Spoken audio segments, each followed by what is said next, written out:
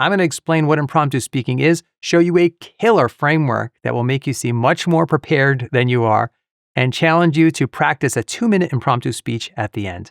An impromptu speech is one that's delivered with little or no immediate preparation. Some people call this speaking off the cuff, speaking off the top of your head, or speaking in the spur of the moment. This is part 1 of what's going to be a 4-part series on the 4 types of public speaking delivery. I'll put links to all the other parts as they are posted. When you're speaking impromptu, you're speaking on the spot. As a result, your delivery style will be conversational, natural, easy to relate to. And because you're not given any time to prepare, you have to use what you already know. If you have even 30 seconds of notice ahead of time, you might be able to just jot down a couple of notes so you can glance down at those points to see what comes next. But other than that, you have 0 time to prepare. As intimidating as this might sound, speaking impromptu is a learnable skill. The secret is to speak from a mental framework. If you learn a good framework, that'll help you plug ideas into all the right spots, and you'll instantly sound and come across more confident and more competent than you were the last time you spoke without a framework. We'll be using a framework I learned when I was an assistant coach in debate and speech during my graduate school years, and I've seen the same framework used over and over again in business settings countless times. The framework looks basic, but it's powerful. So here's some context. Colleges have a competitive speaking circuit, and one of the events is called impromptu speaking. The competitors show up, and the first speaker is given 3 possible prompts or questions, and they select one of those to create a short speech. Each prompt might be a quotation from a song, could be a serious question, a lighthearted question, a 1-sentence statement about current events, or a little piece of a poem, any type of question or prompt that the speaker then uses as a jumping off place for their message. In the same way, we get prompts in professional settings every day, all day. Someone in charge might ask you spontaneously to say a few words about an issue at a meeting. Somebody asks you to offer your point of view on a situation. The person in charge says without any warning, "I'd like each of us to go around the table and hear about how your key projects are going." In the speech competitions I mentioned, the speaker then selects one of those 3 prompts. Let's say the speaker selects the one that says, "All you need is love," which is a song lyric from the Beatles. The speaker would quickly build a speech around that. They typically would take about 2 minutes to prepare a 5-minute speech right on the spot. They're allowed to write down a few keywords on that little slip of paper where the prompt is, but other than that, there's no preparation. And it was truly amazing to see competitors deliver 5-minute coherent, confident speeches with almost no preparation at all. Their secret weapon was that they used a mental framework. Now, in professional settings, it's more likely you'll be asked to speak impromptu for maybe 1 or 2 minutes maximum. This framework will make that job easier. There are plenty of options, but here's the classic 3-part framework for public speaking. If you can memorize this framework, you can use it for the rest of your life anytime you're expected to speak off the cuff. The framework has a classic introduction, body, and conclusion, and each of those has 3 parts. The introduction would only last about 30 seconds if you're doing a 5-minute speech. The introduction has an attention grabber, the central message or thesis, and the preview.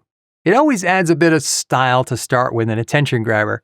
Some people call this your hook or your opening. That can be a quotation, a rhetorical question, concise story, a startling statistic, or illustration. In most cases, the competitive impromptu speakers I saw would open the speech by mentioning that key question, quotation, or prompt that they were given, like that Beatles quote I mentioned. The speaker might begin by saying, "As the Beatles once said, all you need is love." The great impromptu speakers would package that opening as a 30-second story that led to or landed on that prompt. But if you want to keep it simple, just explain the substance of the prompt, and that's enough to start the speech off on the right foot. If I were in a business setting and I had been asked to give my opinion on an issue, I could use that prompt, that question, as my attention grabber. I would say, for example, "So the big question everybody is asking is, what are we going to do about our fall marketing campaign?" Next in the introduction is your overall message, key idea, or what we call a thesis statement. That's your response to the prompt you opened with. Competitive speakers might agree or disagree with whatever their prompt says, and then they give their 1-sentence overall point of view on it. For example, in the Beatles situation, I might say, "I agree with this Beatles quotation. When I look at my life, the thing that has made the biggest difference is love." For the question about marketing, my thesis statement might be, I believe the key to our fall marketing campaign is going to be innovation. And the third piece of the introduction is a basic preview statement, like, there are 3 reasons I believe that, or I've seen this in my life in 3 ways. Those are the 3 parts of the introduction, and it only takes about 30 seconds in a 5-minute speech and more like 20 seconds for a 2-minute message in a business situation. As a speaker, practice building introductions around these 3 talking points until they are woven into your DNA.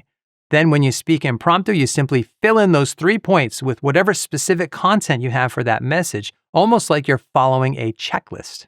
The body for impromptu speaking is typically structured also around 3 points.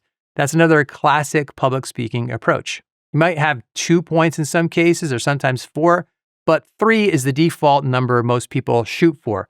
So here's a little trick. As soon as you know your prompt or whatever question people are asking you, figure out what your 3 points are. Once you know your 3 body points, the introduction and conclusion really become easy to write because they are reflections of what's in the body. The approach to main points is really simple. You signpost each main point. You literally say the words first, second, and third when you get to those points in the body. For example, I'd say first, we all need a loving family. And then I'd talk about that first point for about a minute. And then I'd say second, it's also crucial to love what you do for a living. And I'd talk about that second point for a minute. And then I'd say third, finding the love of your life is equally important. Signposting makes you sound like you know what you're talking about, and it helps your listeners follow along. For the speech about marketing, I would have a topic sentence for each main point that sounds like this. First, we need to innovate in terms of our messaging. Second, we need to innovate in terms of how we reach our audience. Third, we must innovate to keep up with social media norms. Inside each of those main points in the body, most impromptu speakers tell stories or give illustrative examples that support that point. These stories can be from your own life or something you've heard or read about.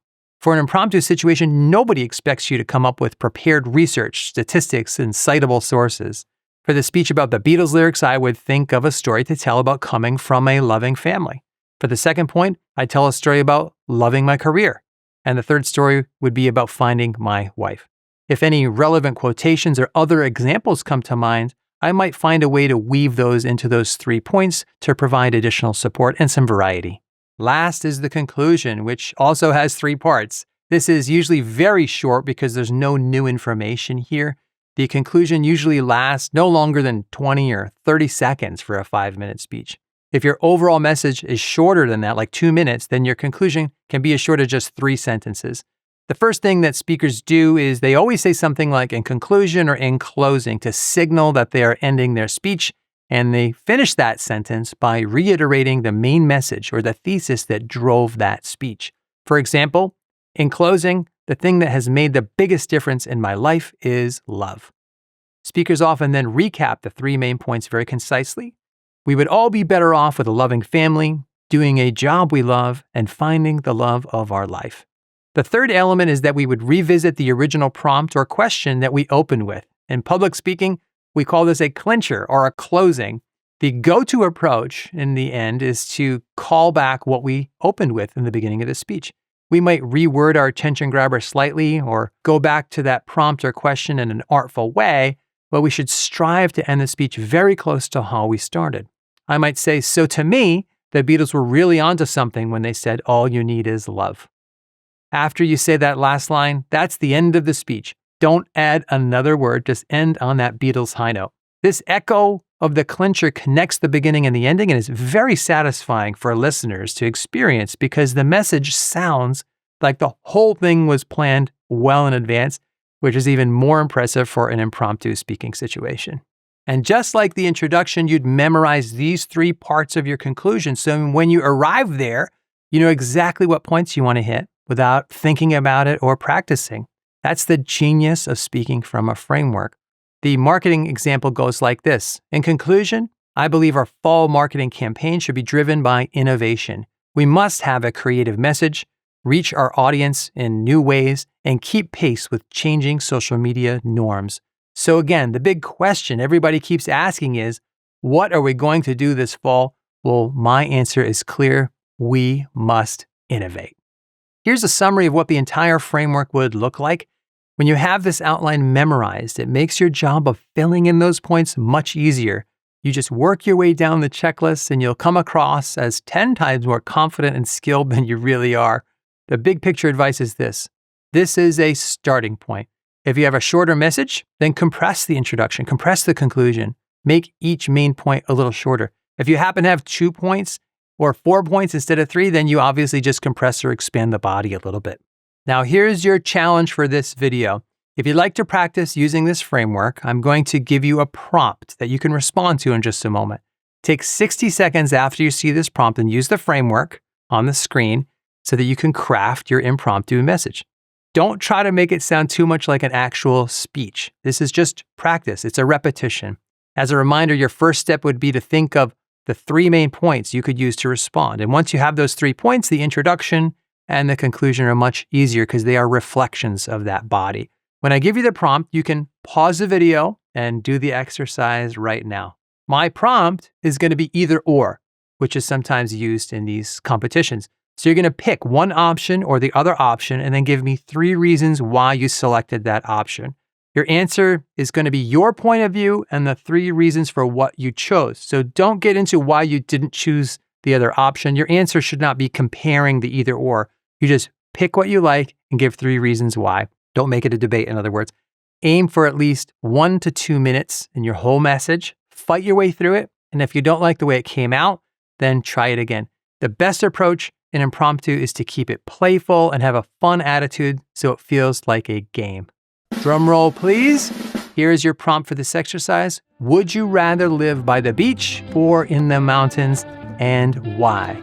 Now pick either the beach or the mountains and quickly think of 3 reasons for your choice and then build your points around those 3 reasons. And use the framework on the screen as a guide. Feel free to pause, aim for a 2-minute message, and have fun.